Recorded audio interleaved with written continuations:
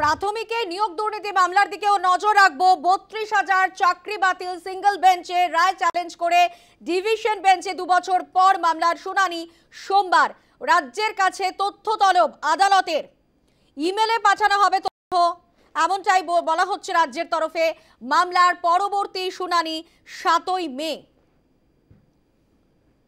প্রতিবেদন তুলে ধরেছেন আমাদের প্রতিনিধি প্রিয়াঙ্কা আইচ ভৌমিক। নজর রাখবো।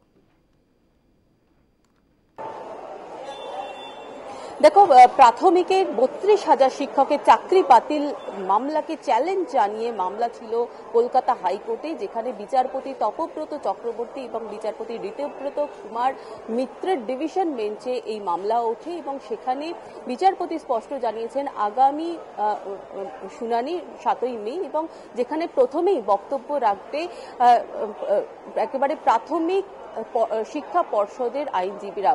তুমি জানো যে এই ৩২,০০০ শিক্ষকদের চাকরি বাতিল মামলাকে কেন্দ্র করে বিগত বেশ কিছুদিন ধরে বিতর্ক তৈরি হয়েছিল এবং ২০২৩ সালে দেখা গিয়েছিল মে মাস নাগাদ তৎকালীন বিচারপতি অভিজিৎ গঙ্গোপাধ্যায় তিনি পুরো এই ৩২,০০০ শিক্ষকদের চাকরি বাতিলের নির্দেশ দিয়েছিলেন, যারা ২০১৪ সালে টেট পাশ করে ২০১৬ সালের পর বিভিন্ন রাজ্যের বিভিন্ন স্কুলে প্রাথমিক স্কুলে চাকরি পেয়েছিলেন।